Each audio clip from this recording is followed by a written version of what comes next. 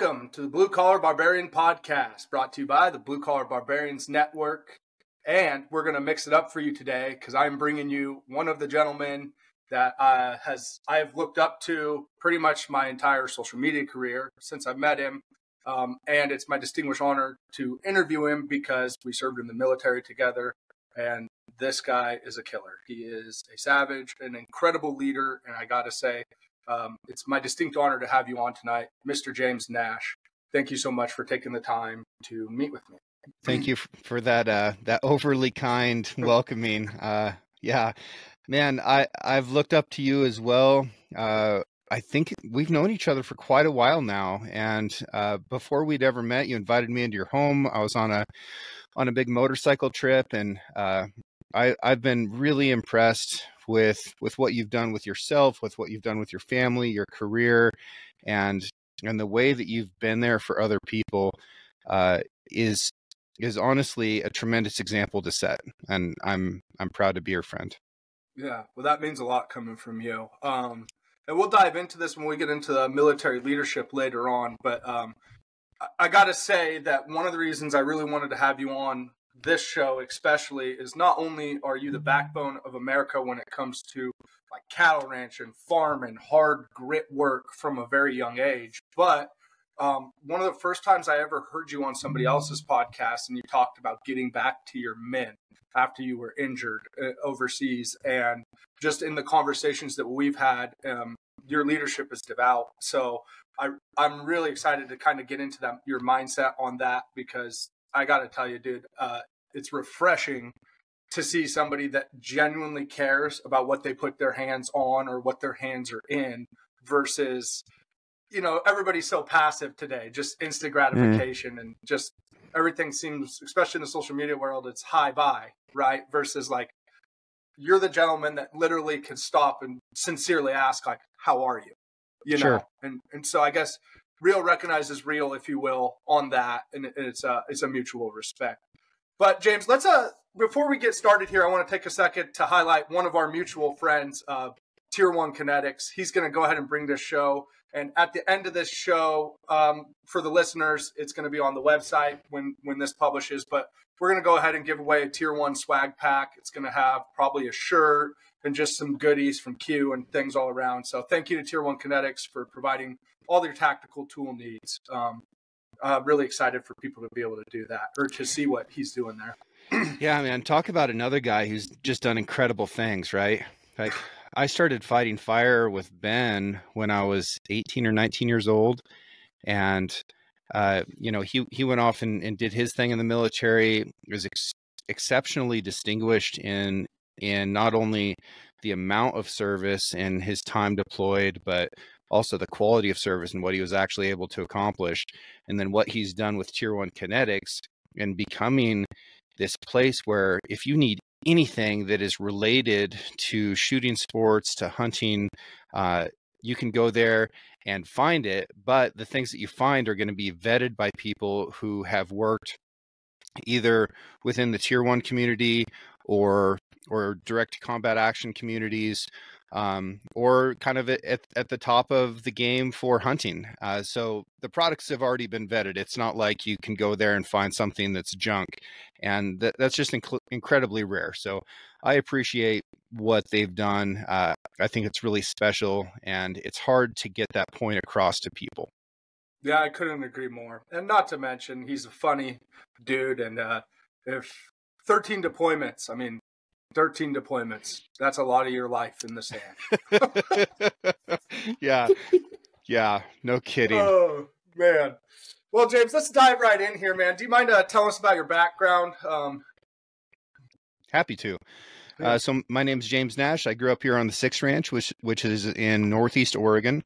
The ranch is located in a river and some high ground between the Eagle Cap Wilderness and goes up onto the prairie before it drops off into Hell's Canyon.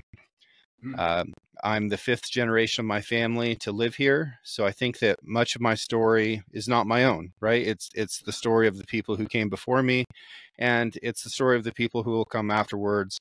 And the thread of the plot is the place itself. And I'm just kind of a character in that for this chapter. I started guiding when I was 14 years old. I'd worked for 6 years prior to that. So I started working full-time in the summers when I was 8, and had jobs trapping, working on other ranches, doing construction stuff, sort of whatever I was capable of. And honestly, I was doing stuff that I really wasn't capable of, and that's been something that I've carried forever. And I still do stuff that I don't know how to do a lot.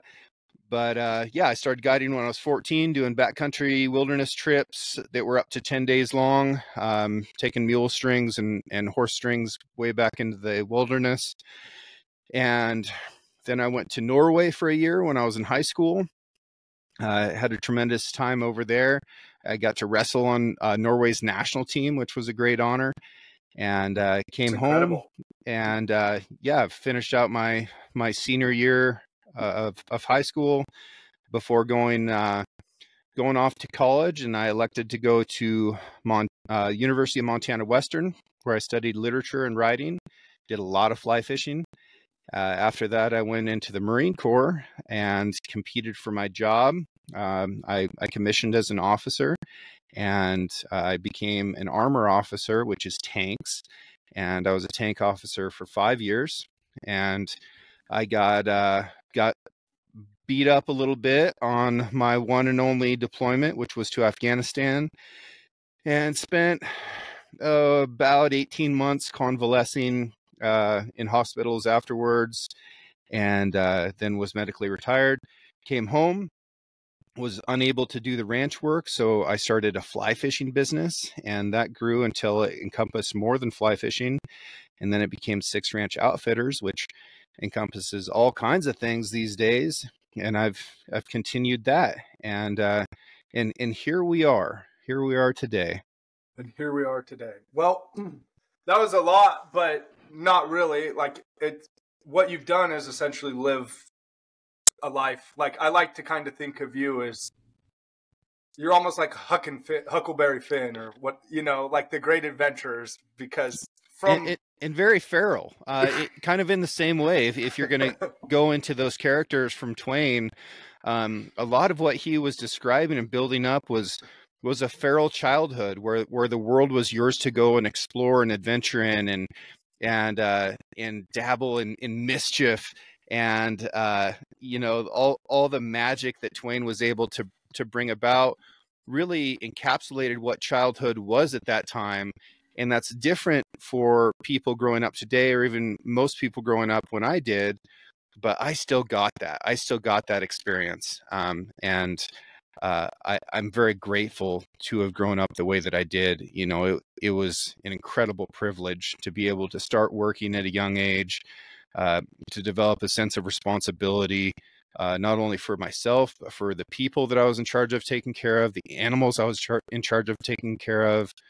And most of the jobs that I did, you had to show a tangible result at the end of the day. And that's another thing that I feel like has led to the successes that I've had afterwards. Is that's still an expectation that I hold, is that at the end of the day, I want somebody to be able to inspect what I've done and tell a difference between how it looks when I go to bed versus how it looked when I woke up.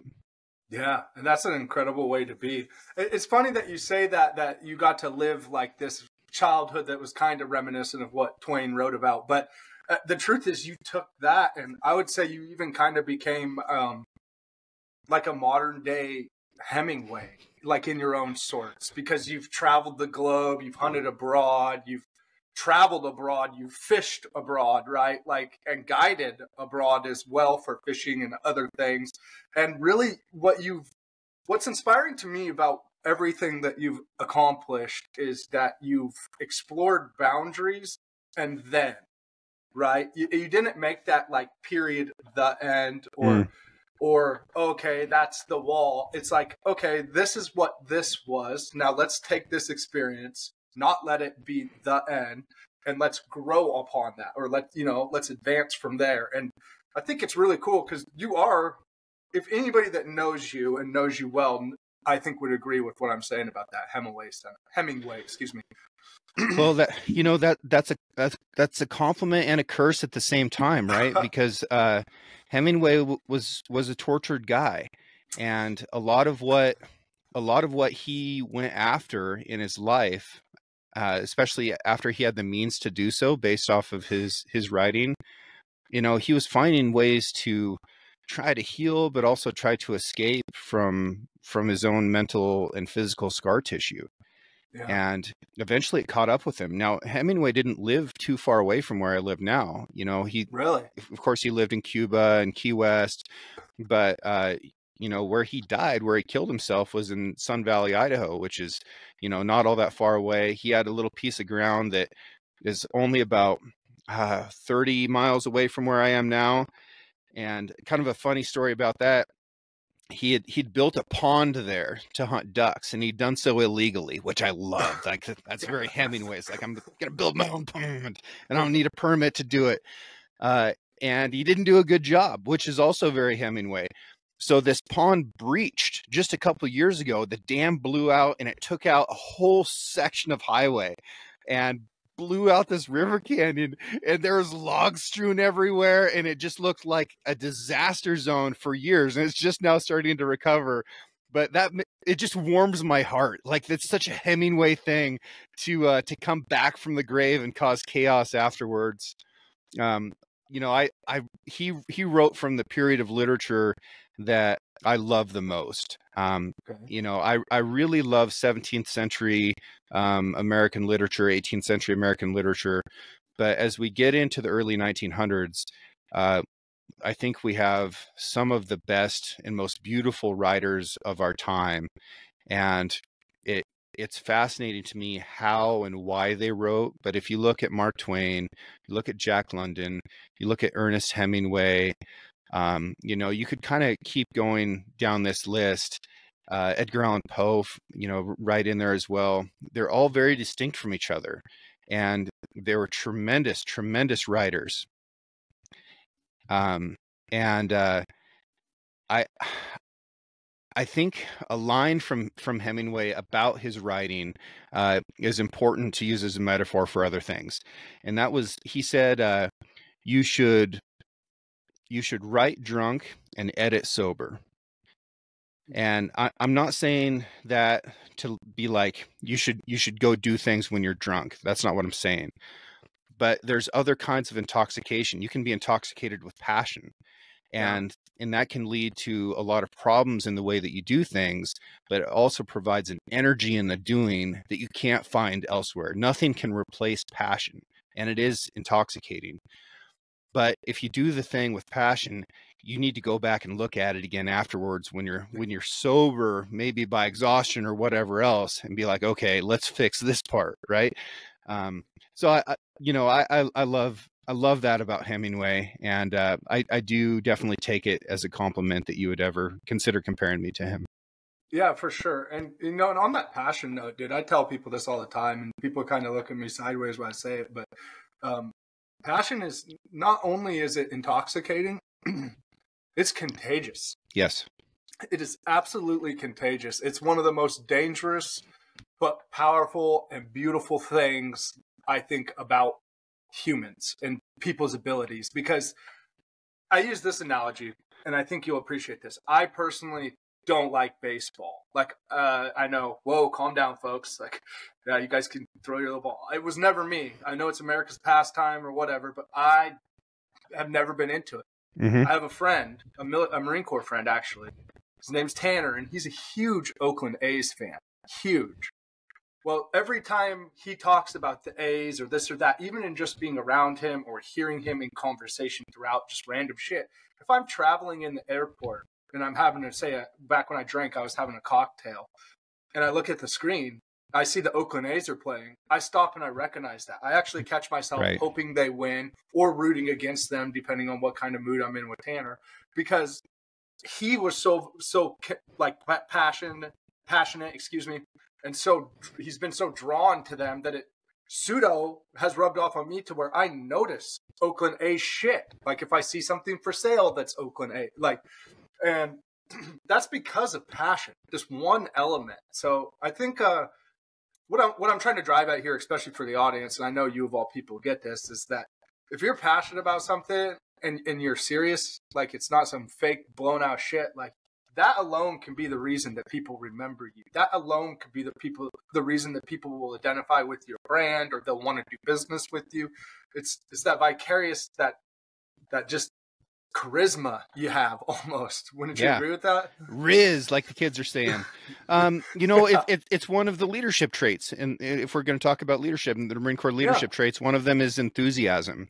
And that was one of my weaknesses. I found it difficult to maintain bearing and also express enthusiasm for mission planning, for mission execution, logistics, and all the things that go along with it. So that was one of my big weaknesses, was enthusiasm. And another big weakness that I had was tact. I had a really hard time with tact, and I wanted to speak directly, quickly, efficiently.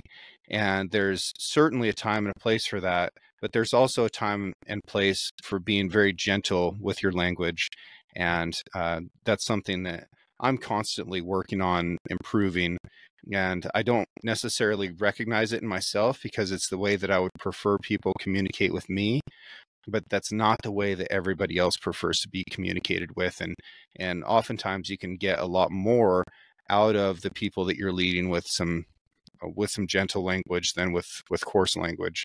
But enthusiasm does the same thing as passion. When you're talking about this leadership stuff, it's very infectious, as is its opposite, right? So if somebody is really, down and sultry or depressed, that spreads too, probably even faster. So you need somebody with enthusiasm to come to an even higher level to offset that. Yeah, no, for sure. And diving into the, we could get into that leadership topic. This is a perfect segue right here. And I love what you're saying about enthusiasm. I was just talking to a guest last night, ironically, president of Iron Workers Union out of Montana. And when we were interviewing, we were talking about the differences between influence and power. And I was sharing with him that I've had this recent revelation. This is why I love talking to you, by the way, James. It always turns into like just this awesome conversation. I really appreciate that about you, just so you know. But I had this realization that I used to look at power and influence as one and the same, right? But I've come to realize that they're two separate entities that live symbiotically until it matters. Influence can make you money. Influence can express a desire. It can nudge or suggest. But power can implement. Power can swing the axe. Power can make matter of fact, whereas influence can just suggest, right? To me, it's almost a comma versus an exclamation mark, even, to be that extreme in it. And because what I'm realizing with things like through politics, and I know you understand this especially because you tried to get involved with wildlife, like the commission and stuff for ODFW, and you got a real good look at how this works. Is you might be in a position of influence and be able to suggest things and do things and like maybe get people to want to do things or maybe even source some money for your suggested thing. But without power, that's where that stops. That's where the buck stops. So you actually have to find a way to be in these positions of power, if you will, to implement change. And you can influence it, sure, but I want to change culture through what I'm trying to do and work and different things like that. So it's funny that you say enthusiasm, because enthusiasm reminds me of kind of influence, only it's that snake that can get you into power also, because it will open the door that you need to spread the gap, if you does that make sense? So I know that was a little long there, but yeah, no, I'm with you.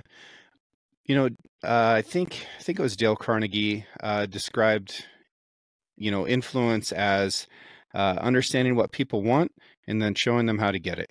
Sure. And it really does boil down to that. And if you can do that, then you can become incredibly powerful. Yeah, exactly. And then you can yield that for good, that's the coolest thing about it. So what I want to talk to you about, what I want to dive into first in your story, let's cover the ranching first before we get into military. Yeah. And I want to cover that because, dude, I'll be honest with you. People have forgot how valuable that is. People have forgot that how, like, I feel like farming, to be blunt, is shit on. And ranching, it's just shit on. It's like a lost art. And now more than ever, with everything going on in the world, with the antibiotics that they're pumping into our food, with all the chemicals and all the BS that you see, like, people have forgot just how important you guys are, because we've outsourced everything, like cut our own throats because it's too much money, or the cost is too high, or, you know, it takes too long, or whatever. And now we've lost like an element of literally our story, and literally, I think, a piece of infrastructure, if you will. A piece of our security, of our food security. You know, we're losing lots of ranches every year. And when I say lots, I don't mean dozens or hundreds. I mean tens of thousands of ranches are lost every year in America. I didn't know that. The average age of a farmer and rancher in America is 57 and a half years old. Now, the skills that are required for ranching and farming take a lot of years to develop. And let's take this further, right? And that age is getting older every year, by the way. So if we take this 10 years down the road, say the average age is now 65. Well, you've got your average age being probably physically unable to do the task itself.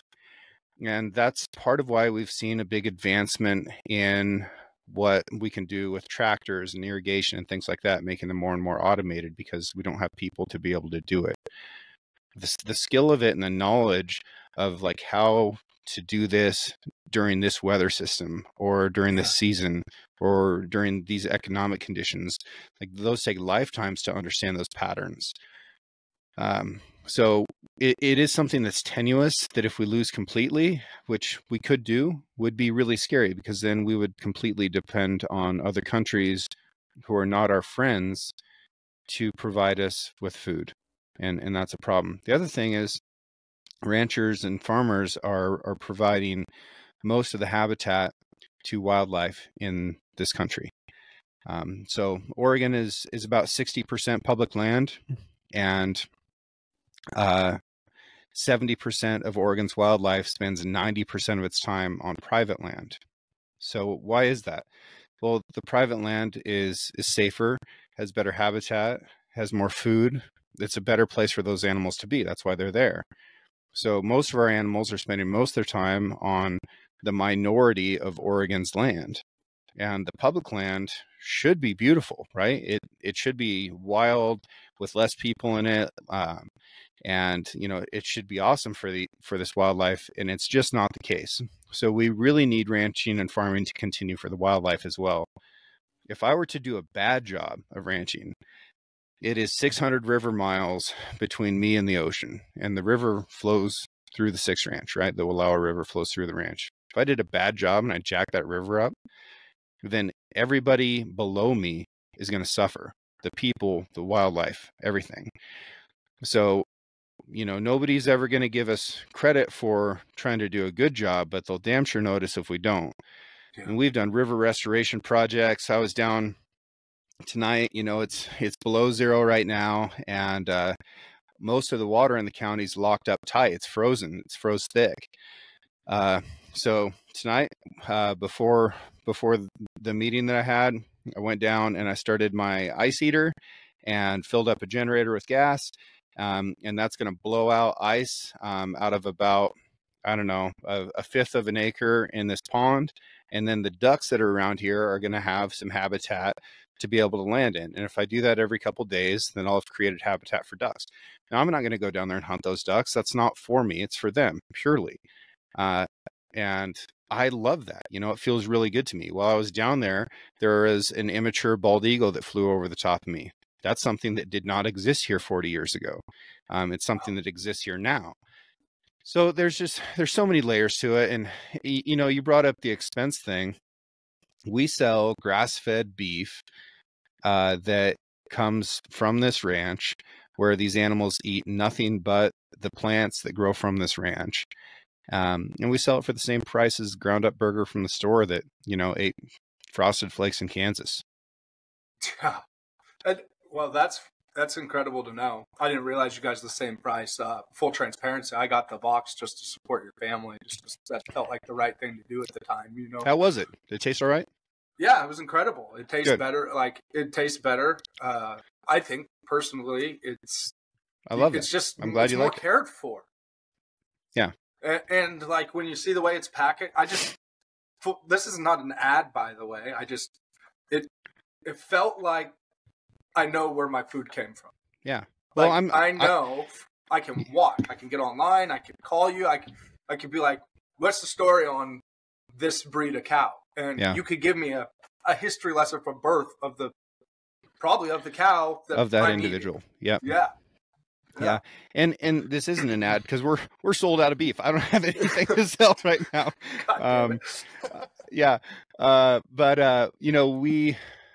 I do a bunch of butchering stuff. I really like teaching people about meat processing, butchering. That's part of the hunting school that I teach. And Butch Whiting from Cryptech was asking me about getting some beef in December for his employees, because he's a good leader and he wants to look out for his people. And I was like, man, I wish I could, but I don't have them. I just don't have it right now. But that's a good problem to have, though. It is. We've sold out every year. Part of the way that this ranch has made it through so much for so long is by not growing too much.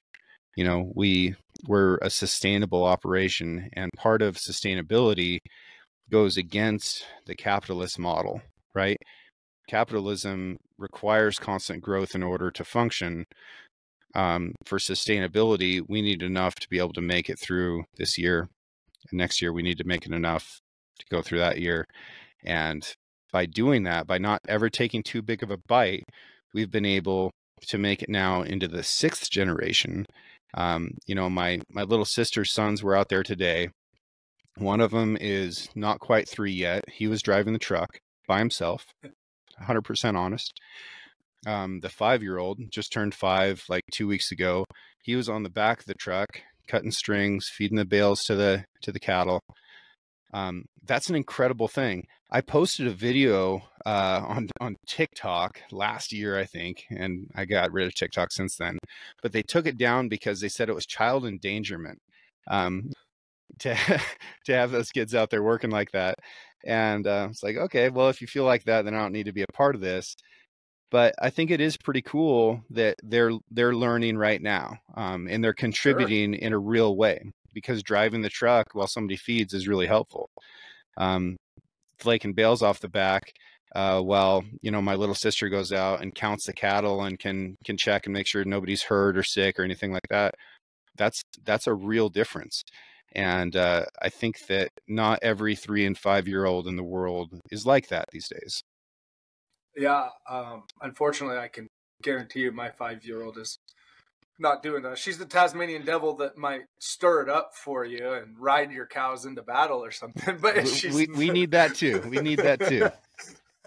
No, but that's incredible. And what a thing to see, to sit back. And what these boys don't know yet that they'll figure out in due time, as they get older.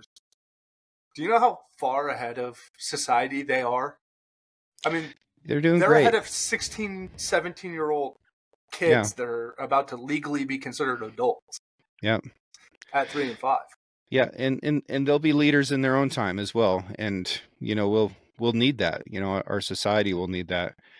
I think about my great-great-grandfather. He was the one to found the 6 Ranch.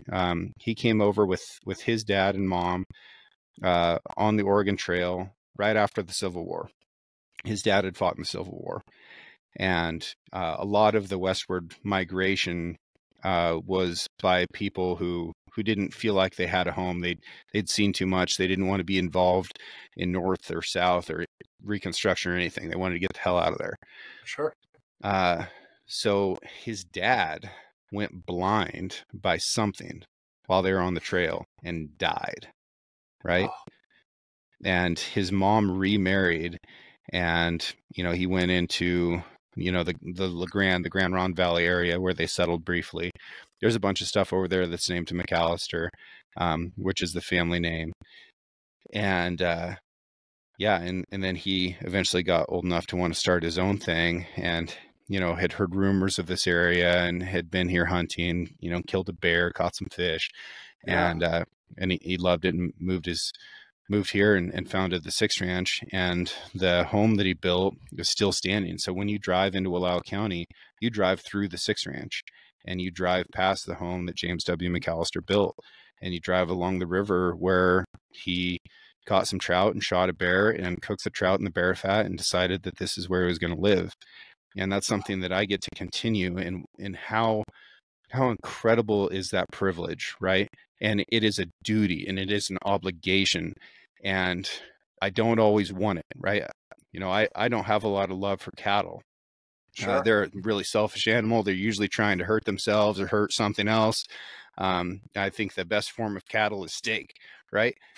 But I have an obligation, a generational obligation to carry this fire, and I'm going to.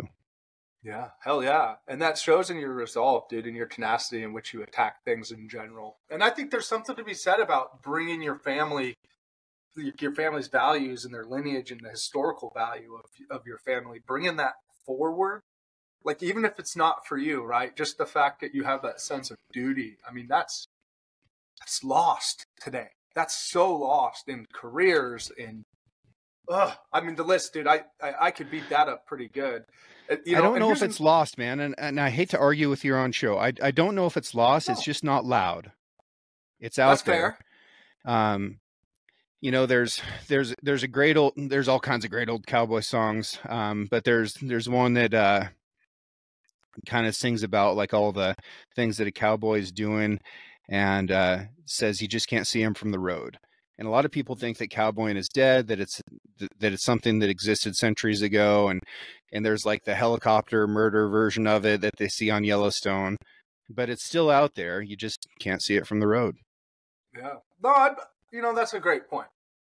It's just not loud. I like the way you said that. It's not lost. It's just not loud. But I think more than ever, we need some of these people to be loud. This is the time, like, we need to see your voice. I can appreciate the guy that doesn't want to bother no one, doesn't want bothered, doing his own thing, keep it to it. But now more than ever, man, I feel like we need to see and experience. That's part of the reason of the show, is to tell people the different stories, that there's 1,000 roadmaps, that this is what we're built from, is men with calloused hands and women with calloused hands. Yep. And with stern and voices and rigid backs, right? Even like, it's so important to me. And I don't know what clicked, man. I don't know if it's just taking a look around the workforce today, and in my industry especially. I can't say that for what you do, but for what I do in construction, and there's just no pride of work. And I think that's what had me most excited to talk to you about ranching specifically, is because that's one thing that's not lost is, dude, with cowboys, there's still that pride in being a cowboy. There's still that pride in working with your hands and running X amount ahead and checking on, even if you don't like it, going out there and making sure the calf made it in, or the mama, pulling, whatever. Like, the list could go on and on and on and on. But like and I don't know as many as you, but everyone that I know that's involved in ag or farming or ranch, in any form of that, they got the deepest and most beautiful characters and soul, and there's a level of pride to what they put their hands on that is just, it's enchanting, to be honest with you. It really is. I find it throughout the trades, and I don't care whether it's a welder, or a pipe fitter, or somebody hanging drywall. They're tremendous people, and they're not loud, right? Nobody is going out and beating their chest and saying, I'm a drywaller and I deserve your respect. But everyone is benefiting from the good work of drywallers who are doing a task that I'm not capable of doing, and I don't understand, and I benefit from every day.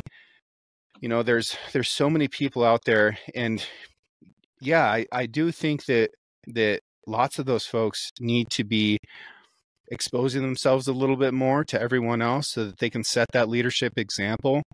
But it is awfully unnatural for them to do so because that they're just used to carrying the weight, um, and that they feel like that's their lot in life, and that they're not doing something that needs to be celebrated.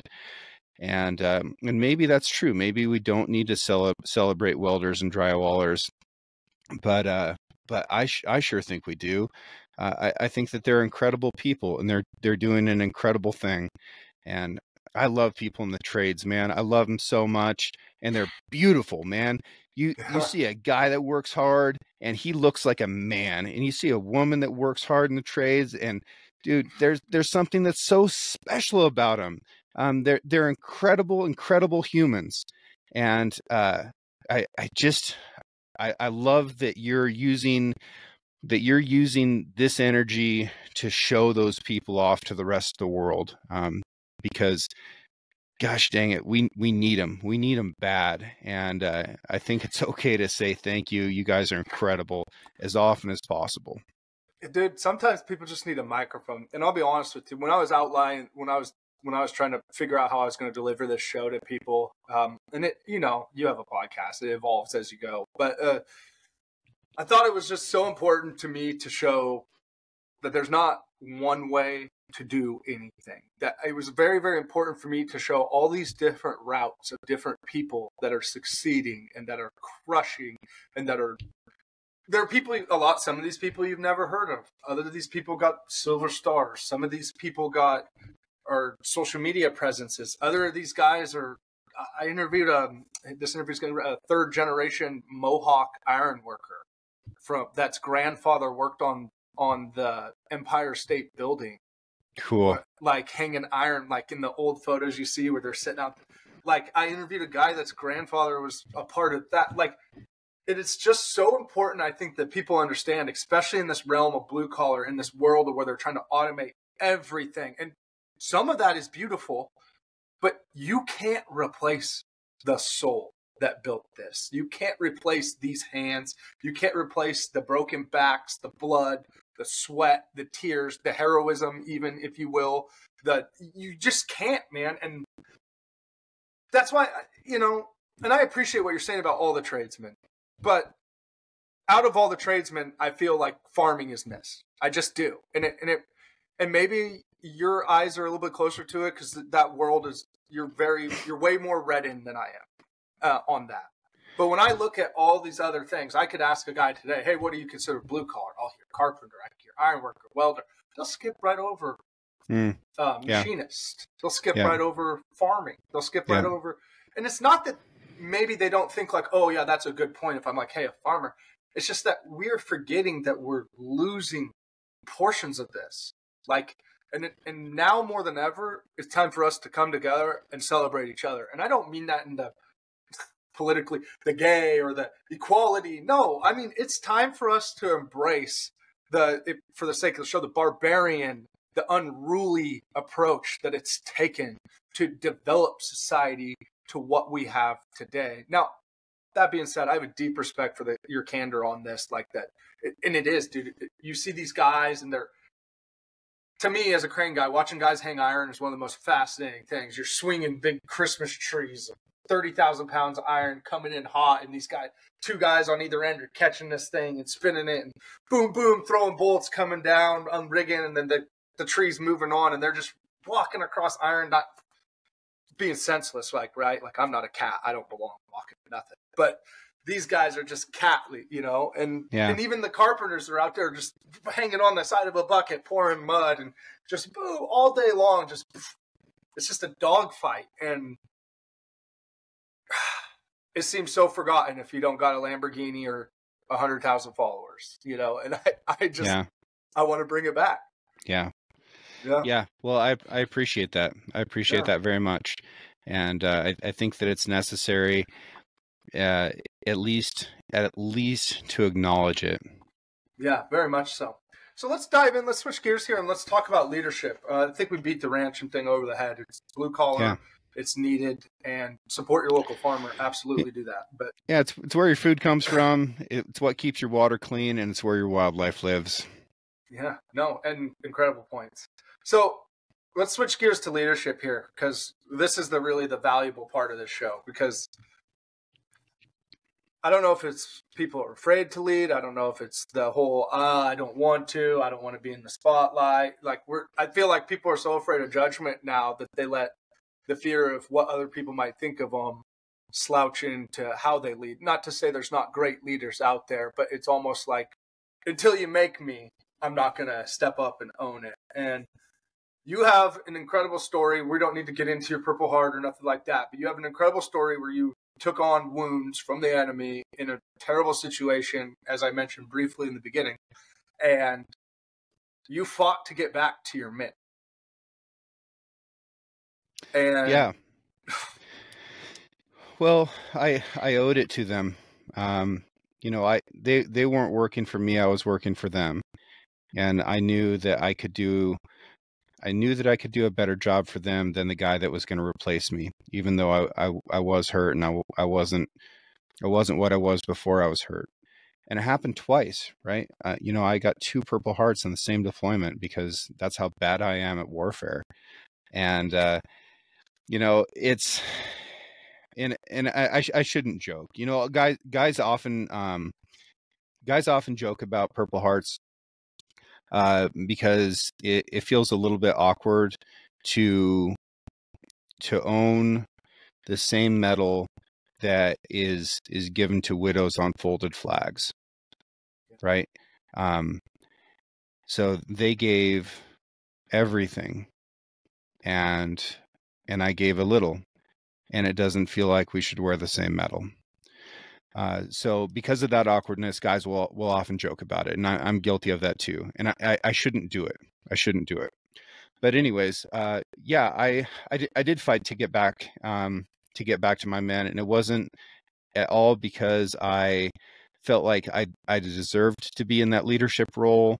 It wasn't because I missed the authority or anything like that. I just wanted to bring them home alive and get the job done. And I knew that I could do that better than the guy that was going to replace me. So if there was a way for me to get back, I was going to do it. And it didn't matter if I had to break regulations. It didn't matter if I had to lie. It didn't matter if I had to steal. I was getting back to do it.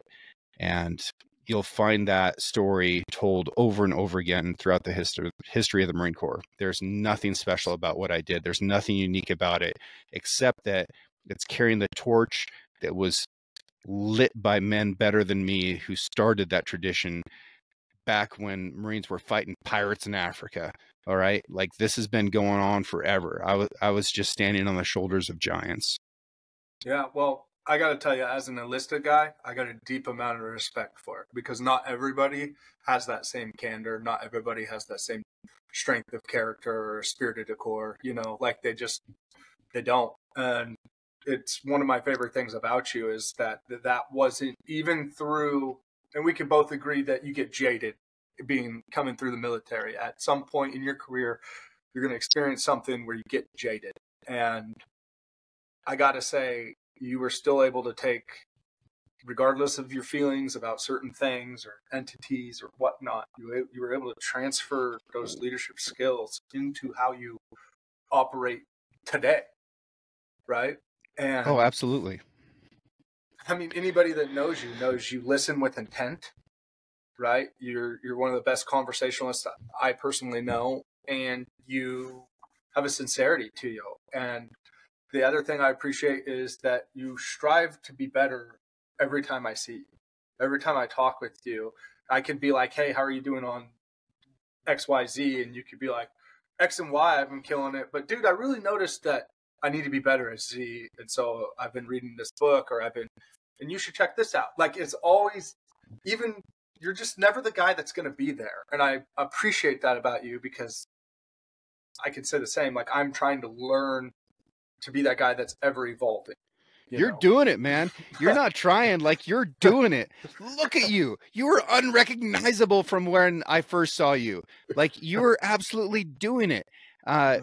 And man, I love that about you. But thank you for the compliment. That. And yeah, you know, part of it for me is I despise success. Like achieving a goal is the most empty feeling I've ever felt in my life. I absolutely hate it. If I set a goal, like for example, I set a goal this year of deadlifting 500 pounds before archery season. I also want to deadlift a cumulative 1,000,000 pounds before archery season. Oh yeah. Now, 500 pounds is something, but it's not everything. If we go back 10 years, doctors were telling me don't lift anything heavier than a gallon of milk for the rest of your life. So given that progress in a decade, 500 pounds is a lot. Now, the other day I lifted 405. And that's all the weights that I own. And I was able to lift it and it wasn't that big of a deal. And I think I probably could have done 500 pounds that day. As soon as I got that 405 pounds up, as soon as I was up with it, I was instantly mad because I knew that I hadn't set my goal high enough because I was going to achieve it. And as soon as I do it, as soon as I pick 500 pounds off the ground in a deadlift, I'm going to feel like I failed myself by not setting my sights high enough that, you know, that it really meant something. And I always feel like if I can get it done, that I didn't set my sights high enough. And I recognize the flaw in that logic. But I think it's also what drives me to instead of trying to hit a benchmark most of the time, I'm just trying to get better all the time. And a lot of the effort in doing so means that I'm getting worse at something else. And that's the other reality. For a while, I was really focused on shooting. And I was working in a field where I was working with some of the best shooters in the world. I was in a position where I could start to achieve at a higher and higher level. And I didn't realize that all around me were increasing piles of failures, including relationships, including my personal life. You know, as I tried harder and harder to focus and drive everything I could towards succeeding in this one area, you know, I lost relationships. I lost all kinds of stuff. And I realized through that the people who are on those pinnacles, no matter what it is, if it's rifle shooting, if it's crane operating, I don't care. If you're at the pinnacle and the only way to do that is by dedicating everything towards it, you probably don't have good friendships. You probably don't have good relationships with your family. Like it costs everything to get that.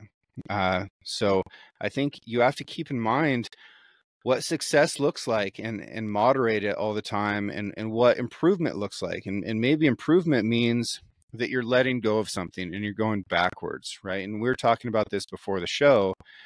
You can, if you're trying to summit a peak, you can get to the last pitch and realize that it's impossible. And you can sit there and work at it and work at it and work at it and never get there.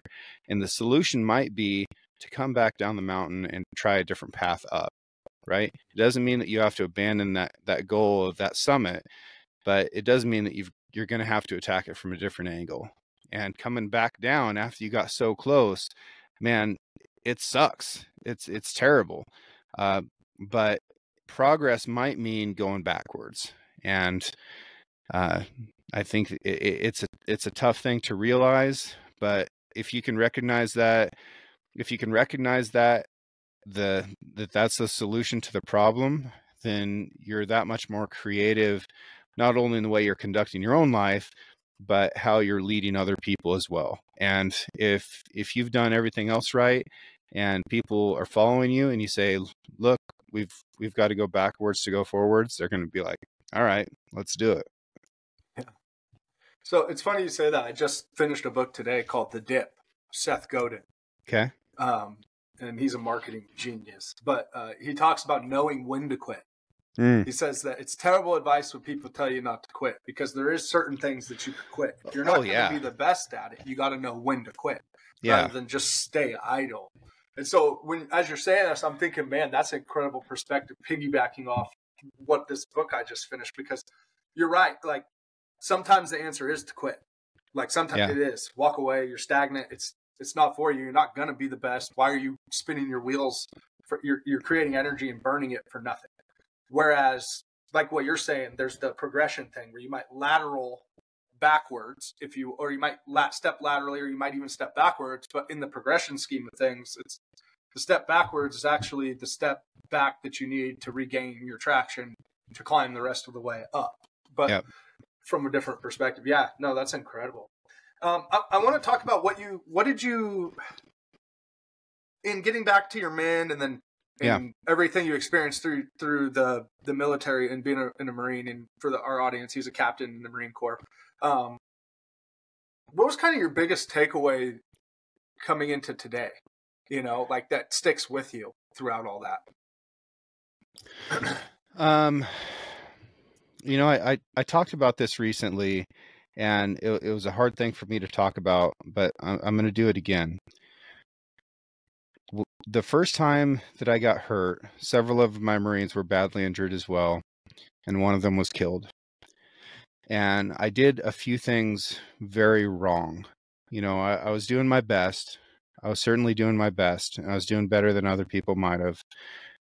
But one of the things that I did wrong is Corporal Daniel Linneberry, my gunner, he was the one who was killed. And, we were really maxed out just in trying to keep everybody else alive because they were injured so badly. We weren't really able to continue working on him. We had to make the decision that, we had to triage him out. And we also had to move him out of this scene where there were so many people who were hurt, who were getting worked on by a small number of people. So we moved him over next to one of the tanks. And one of my Lance Corporals, Lance Corporal Stephen Noyes, was manning this tank by himself. And he was operating the tank, he was firing machine guns, he was defending our position by himself. He also dismounted that tank multiple times while we were taking sniper, machine gun, mortar fire, and made rounds around this compound delivering ammunition to people on the ground. Okay. Absolutely incredible. And he was awarded the Navy and Marine Corps Commendation Medal with a V for Valor for that action. He was on the tank when we moved Linneberry over there next to him. And he looked down and he said, "Is Dan dead?" And I said, "No, he's good. We just had to put him here." I lied to him. And my thinking was that, I was trying to keep his head in the game, but, Dan was obviously dead. He brought it up to me later. He said, "Sir, why did you lie to me?" And, I didn't have anything that I could tell him. Right. It was my own cowardice that caused me to lie. And that was a really tough thing. So that was one of my failures in leadership. But it was a stressful situation. And, when we finally got everybody medevaced and out of there, it was just me and a couple of my Marines who were uninjured who were left. And I broke down, man. I broke down hard. I was crying uncontrollably. I was panicking, and I went to talk to the captain who was in charge of this recon element that we were with. I was like, "What do I do?" And you're an officer. The only person that you can talk to is another officer, right? I can't go to one of my enlisted guys and be like, "Hey, man, I'm super fucked up right now. What do I do?" So I go to him and I ask him that, and he said, "Well, you just have to lead." And I thought about that for years because I didn't know what he meant at the time. And what conclusion I've come to is that he didn't know what to do either, because that advice that he gave me was not actionable.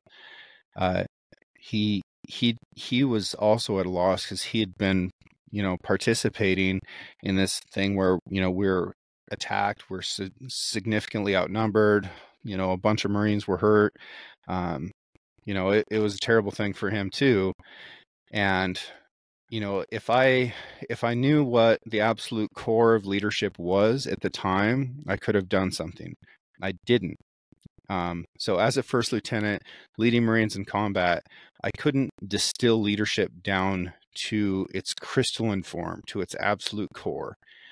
And I should have been able to, but I couldn't.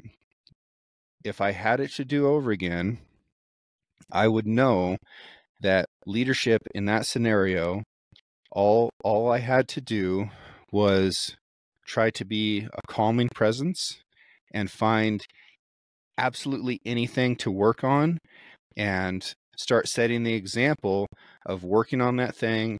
And whether that meant restocking ammunition or checking on the tanks, doing anything, making a decision to do something. That's all I had to do. So if anybody else in a leadership scenario finds themselves in any kind of stressful situation and they start to feel like they're at a loss and they don't know what to do, all you have to do is literally anything, right? Just find that one thing and work on that and then build off of that. And you'll be setting the example that other people can start finding something that they can do. And that can turn into momentum where you can be a functional unit or crew or whatever again. It's a really hard thing for me to talk about that because it was the worst experience of my life. And the only reason that I do it, I don't get any catharsis from this. I won't sleep tonight. I'll have a hard time sleeping tomorrow. I'll have a lot of physical pain that comes just from talking about this. But the reason that I do it is so that I can acknowledge the ways that I failed and do so in a way that hopefully somebody else can learn from that and not experience the same failure themselves. That's incredible. And one, I'm sorry that you experienced that, but your ability to reflect on that is admirable, at least. Yeah, that's heavy, but that's incredible advice too, because you're right. When your wheels are spinning, the last thing to do is nothing. Like, when adversity strikes, do something. Do something, make a decision. Doesn't have to be a big one. Just do something and start moving. Yeah. And this is a perfect spot. Let's parlay. What do you think? We get into some frequently asked questions, some FAQs here. This is a good spot to parlay that. And I got to ask you the staple question. I'm excited to see how you answer this. It's okay. What is a blue collar barbarian to you? Well, I mean, first to break that down, we have to talk about what blue collar is. And, sure. At the start of my podcast, I say these are stories of adventure and expert advice from folks with calloused hands. And the reason that is a qualifier to be on my show is that there's no way to buy calluses on your hands. Okay. The only way is by working with them things. Right. And I love that. And I think a lot of other people do too. So I think if you've got calluses on your hands, you're blue collar. And there's some folks that are blue collar, who aren't, working manually with their hands in a way that tears them up. But it's something like that. Like you're an unsung hero of labor. You're doing physical things in your job, and you are a hero of modern society, whether they tell it or not. Then we've got to get to the barbarian side, and this is a fun side of it to me. So the term barbarian gets debated a little bit from its origins, right? So this kind of started from Rome, maybe.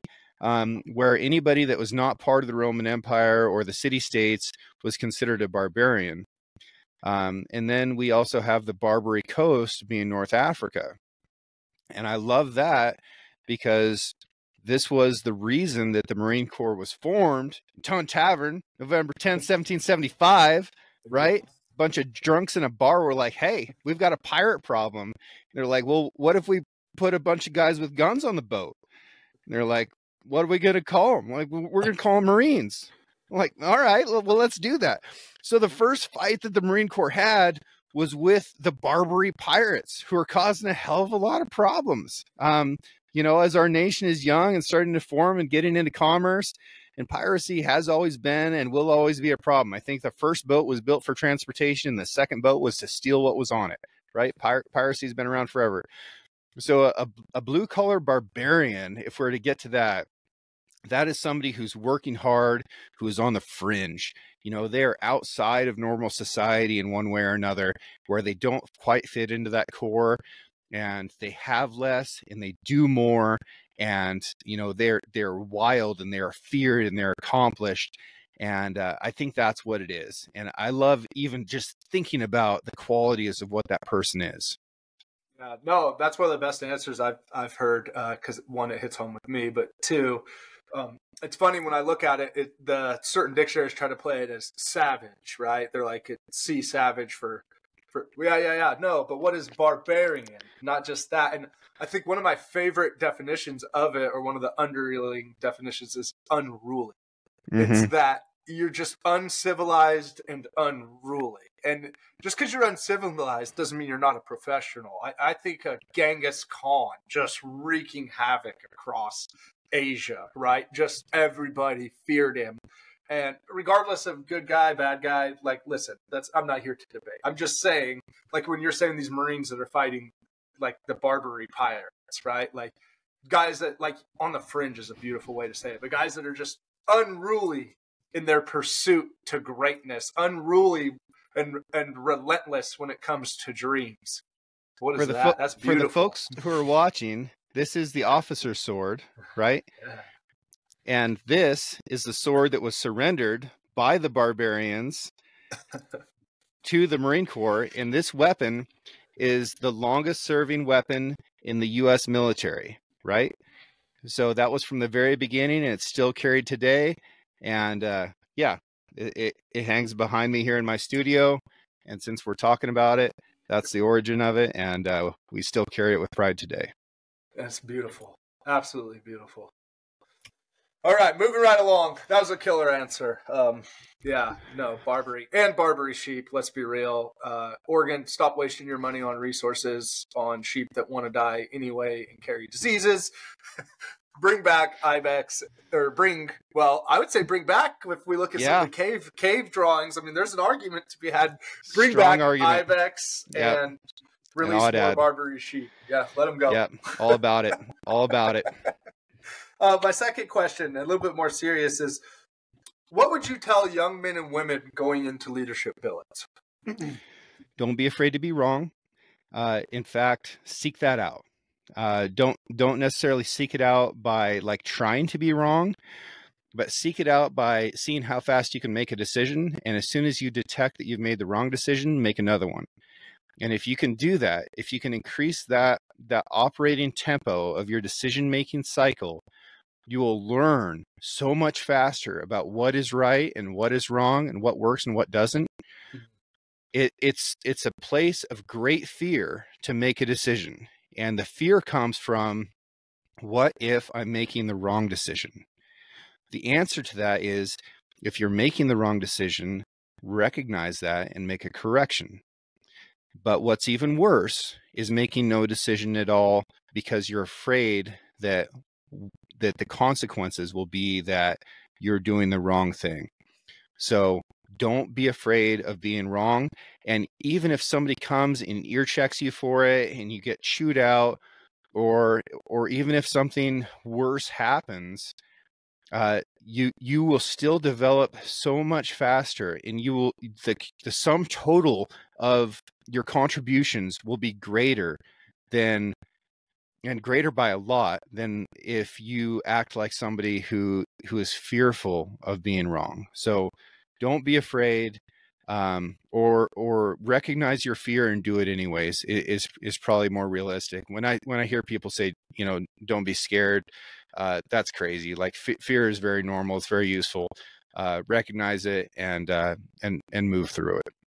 Yeah. I think it was one of the greater, this guy's one of the greatest young minds, I think, out there. He's my age, but Alex Hormozy, I'm sure you've seen his stuff around. The idea that failure is feedback. That's really, really done volumes in my life in the last year. Just being able to change, like flip on its head altogether. Just the concept of being afraid to fail in front of people rather than being excited to, because it's instant feedback. It's not, you don't got to wait on it. It's not out for jury. It's, if you fail, that is the feedback. And if you can remove that personal element from it, not only does it make you grow, but it's that feedback you need to adjust course and continue on, or adjust course and start over, or whatever that route looks like. So no, that's beautiful advice, man. I wouldn't have thought to recommend that to somebody, but that's incredible. Yeah. Like go out and get it out of the way to be wrong. Yeah. Like get that fear so that it's like, oh, okay. Well, thanks for telling me. And you'd be surprised how much people respect somebody that's okay with being wrong. Sure. Yeah. And when you get comfortable with it and you can recognize it and be like, oh yeah, I did the wrong thing there. And this is what I think the right thing would have been, but I can't get it back. So I'm just going to try again. Dude, people around you don't judge you for that. And if they do, they judge you in a really positive way. So yeah, don't let it hold you back. As you step into those leadership billets, understand that you don't know the job as well as the people working for you. Be humble, learn from them, learn who they are, and just look out for them, man. So, know your Marines and look out for their welfare is so critically important, and like really get to know them. And if you go up to one of your troops, and I'm using that, Sure. take it as a metaphor for whatever. If you go up to one of your troops and say, "Hey, John, how you doing today?" And John says, "I'm good, sir." Then you should probably stop and be like, "Oh, tell me more about that. What's the best thing that's going on in your life? What's the worst thing that's going on in your life? What do you wish was better? What's your plan for making sure that it gets better? Have you done anything for anybody else?" Like, start to get into it. And you'll be amazed if you force the issue a little bit, and you might have to be pretty forceful. You might have to really like annoy them to get them to actually talk to you. But if you do, you're going to get to know them a little bit better. And then you can start recognize when that individual needs a little bit more support, or when they're doing good and you can focus your energy on somebody else who needs it more. Right. And that's why knowing them and looking out for their welfare is so critically important.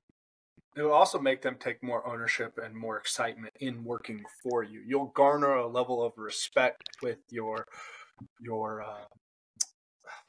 don't know here.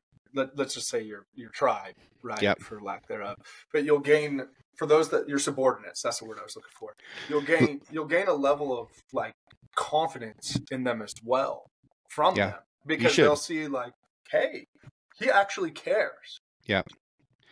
Now, I want to offer one other piece of advice, and I'm reticent to do that because I know that this was supposed to be like, hey, what's the one silver bullet to leadership?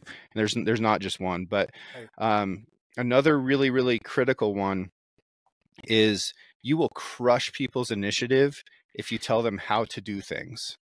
And you have to be willing to let the people who work for you experience failure as well. And if you see them experience failure, make sure that they're supported in the recovery from it and try to limit the damage. But you have to be willing to let them fail so that they can develop that sense within themselves, because you want to be making leaders as well, right? And that's how you develop a command structure and create space for yourself to be able to do more by developing your subordinates. So if you tell people how to do something rather than what to do, then you'll crush their creativity, you'll crush their initiative, and you'll basically invent a person who's dependent upon you for guidance, and they'll only give you as much as what you ask for. They'll never give you more, because they feel like, if I do this, my way, then I'm going to get in trouble. I always told people, after I realized this is what needs to be done. This is what it needs to look like when it's done. And this is when it needs to be done. What do you need to be able to do that? And if they say, I've got it, good. I'm going to check back in on you while it's happening and after it's done. And I'm going to inspect what I expect.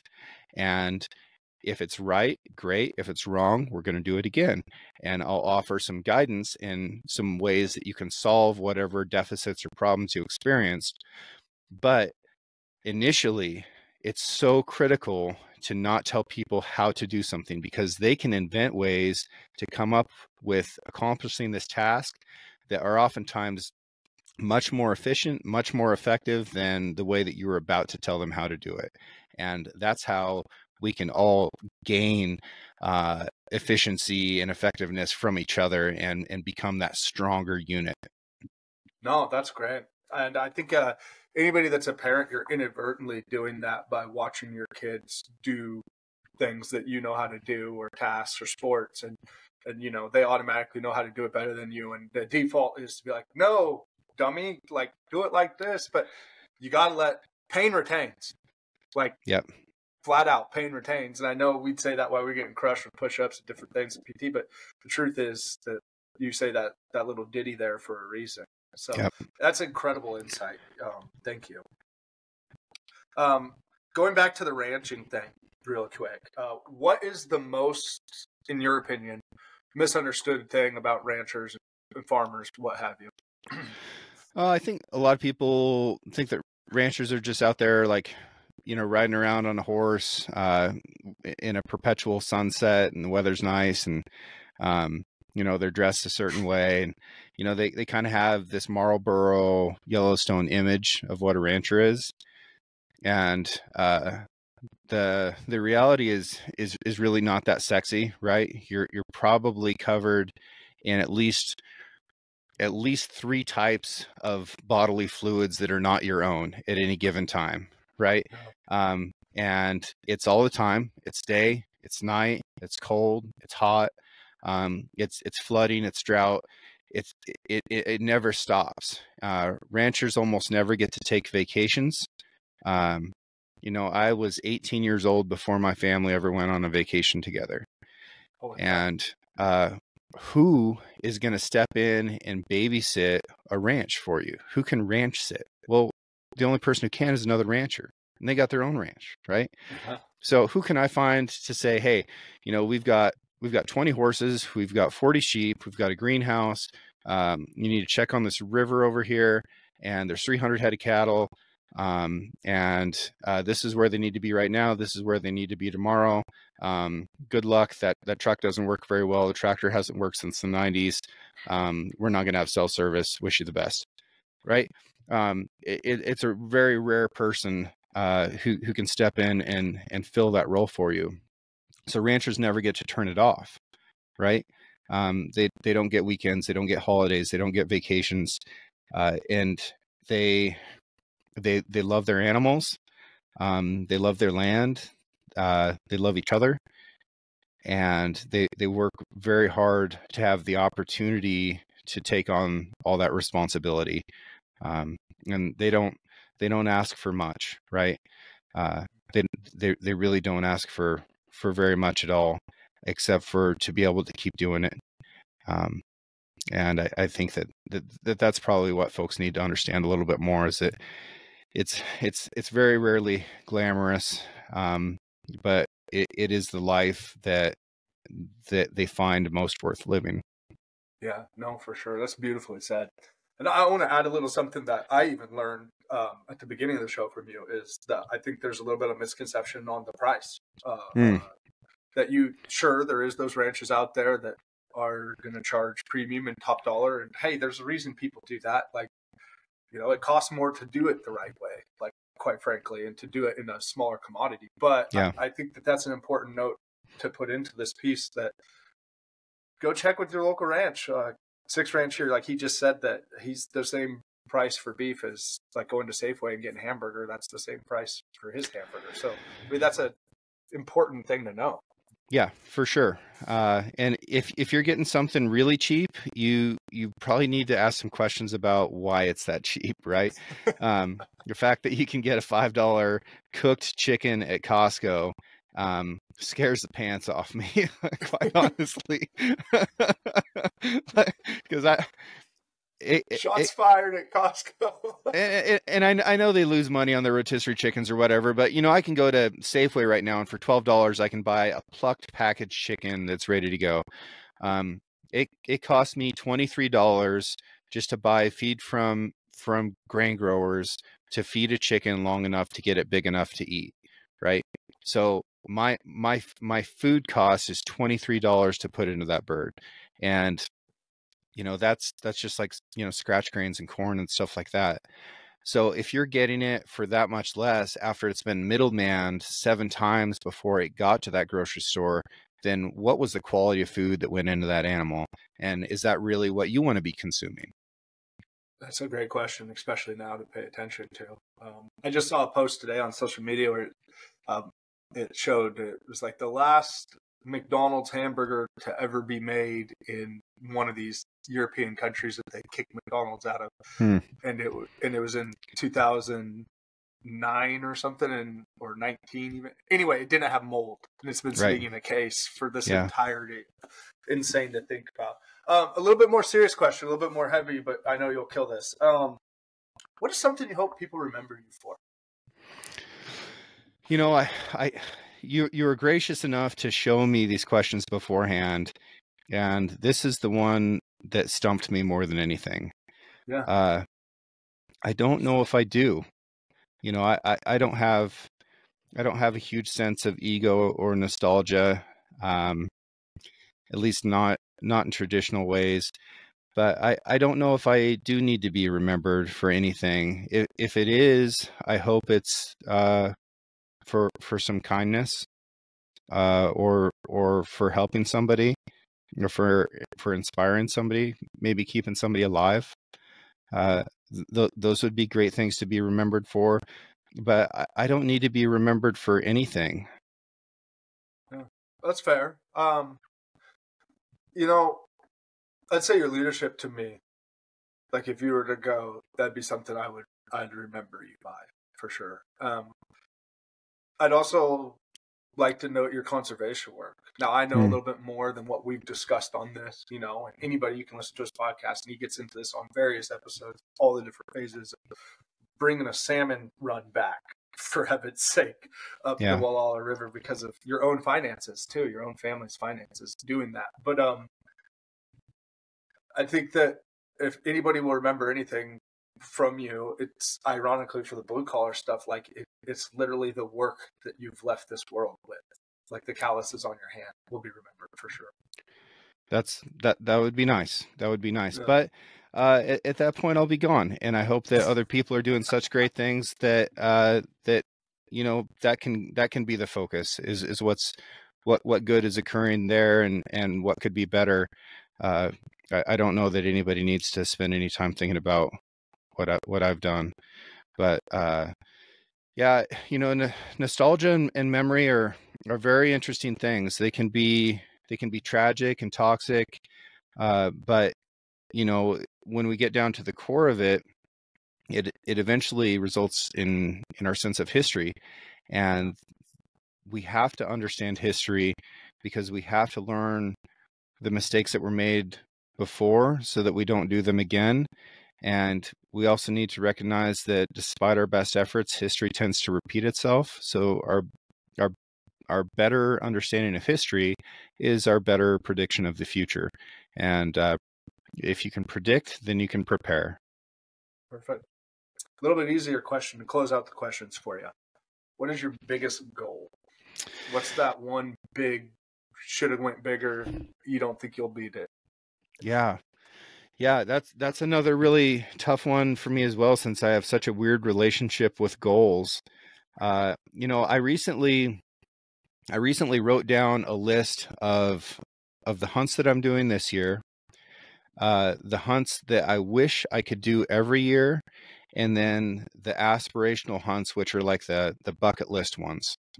And I believe that there's power in talking about your goals and in writing them down. And lots of people believe that that's true. So I did that. I wrote this stuff down. And one of my aspirational hunts was to go hunting in Australia. And the next day I was working out and I got a call from Robbie from Blood Origins, and far enough back that I couldn't even remember, I'd bought a raffle ticket because I try to support these conservation groups as much as I can whenever I can. And I'd bought this raffle ticket, and he said, "Hey, do you want to go to Australia?" And I was like, "Yeah, super bad, actually. Just And he's like, well, you just want to hunt to Australia. So I'm going hunting in Australia this fall because I won on a raffle ticket supporting Blood Origins. And, you know, that's been a big goal for me. And what are you hunting? I'm going to be hunting wild boar and bantang, which is feral cattle in Northeast Australia. But I also decided that that I'm going to hunt water buffalo while I'm there, and I don't have the money to do that right now, but I've got between now and October to get it. So I'm going to go ahead and book it, and I'm going to make that happen. Hell yeah. Hell yeah. And what? So give us one of each of those hunts. Help us out here. So that was the aspirational. Yeah. Now give me the yearly, and then give me the bucket list. So like every year of my life, I would like to hunt axis deer in Texas. Love that. And Texas is incredible. Texas is incredible. Texans are incredible. They're great people. They have great food. They eat breakfast tacos. They're good at brisket. They're patriotic. I love Texans. All right. I love Texans. I love hunting in Texas. I love axis deer. They're a beautiful animal. They're very alert. They're fascinating to watch, and they taste like candy. And that is just one of the best meats there is. So, you know, I want to be able to hunt axis deer in Texas every year. As far as like another bucket list hunt, I want to hunt brown bear or grizzly in Alaska. That's a pretty expensive hunt, so it'll take some doing for me to get there, but that's one of those that I really want to have that hunting experience. I want to get intimate with that animal before I die. And then, you know, a hunt that I do every year that I would like to continue doing every year is hunting elk with my rifle. I love it. It doesn't have to be a bull. I usually shoot a cow or a raghorn. But that's a hunt that's a big part of who I am. It gave me like my skill and knowledge with elk is initially what got me a foothold in the hunting industry where I found a place where I can work and make money. And I'm grateful to that animal, but it's also like that was the meat that I ate growing up, and I'm made of elk. Like the person that I am, like the molecules in my body started as elk. All right. So I'm grateful to the species, and I want to continue that. You know, I wouldn't be who I am without that animal, and I don't necessarily want to be anybody else. So that means I need to keep hunting elk every year. Yeah. Elk are the most magical. I don't even know what it is. It's almost a romantic hunt, you know, like there's something special about them, man. There's something special about them. And you jinxed me on that because when that time you came to my house and we had elk steaks and that incredible bottle of scotch. You talked to me and you're like, you're going to go through this thing now that you've got to figure it out. You're going to kill 3 of them. And then you're going to go on a cold spill for a couple of years, and then you're going to kill them again. And only that time you're going to realize what you've been missing the couple of years you didn't. Anyway, like magic, I went 3 years in a row of killing them opening weekend, and then went on a cold spot. Granted, I didn't expect the forest to burn and totally close out my area as it changed the dynamics. But yeah. And then this year I went into a new spot and got it done again. I was just like, damn it, James. Yeah, you put me on that. Well, it's because history repeats itself. You know, it's a pattern that I'd seen before. So I don't have a crystal ball, but I do have books. You know, and so that's it. No, for sure. Well, man, this is the part in the show where we're at closing thoughts. I've really enjoyed this conversation with you, and you're just a wealth of knowledge. But this is where we get back to the audience a little bit and try to hone that mental edge and give them something to keep their mind sharp. Do you have any quotes or book suggestions or anything that's really spoke to you in your journey? Yeah, I mean, my degree is in literature and writing, so I've read a pile of books. Sure. I continue to consume a lot of literature, and not just literature, but you know, all kinds of books. You know, I read a lot of nonfiction, a lot of poetry. I'm all over the place with it. Since we did talk a lot about ag and ranching, one of the most beautiful books I've ever read, and I would go so far as to say the best written book I've ever read is called The Meadow by James Galvin. And it is about a high mountain hay meadow in Wyoming and the people that periodically live there. And it is tragic. It is funny. It's inspiring. It's everything, and it is almost perfectly written. So if you like books if you like literature, if you like writing that is well written, and not just for the substance of it, but for how it flows and how it sparks in your mind, I couldn't recommend that one strongly enough. I recommend books very rarely to people because they almost constantly recommend them to me, and I can't read all of the books. And people are often surprised if they mention a title and they say, "Oh, I haven't read that." People are surprised by that, but I can't read all of the books. So I try to be cautious with people's time. I don't often recommend, listening to podcasts or things like that where it's going to take up a lot of people's time. But if you do want to read a book, I encourage you to read this one. I'll also say that it kind of sucks on Audible. Like the guy reading it, it didn't click with me. But you pick up the paper copy. You can get it for about $12 on Amazon, and it's great. I encourage you to read that one. The last thing that I'll say, John, if you'll just give me the chance, is there's a misconception that if you didn't grow up on a ranch or inherit one generationally, that you can't get into it. And that's not true, right?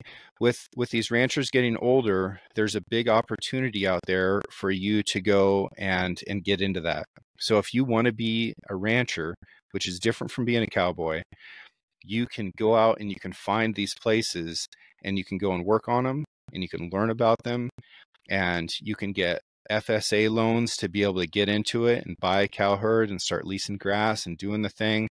Like, you can start with nothing and become what you want to be in this area as well. It's not easy. It is not easy, but it can be done, and people are doing it all the time. And I think increasingly there will be an opportunity, because these properties will either go to young people with ambition and energy, or they'll go to corporations.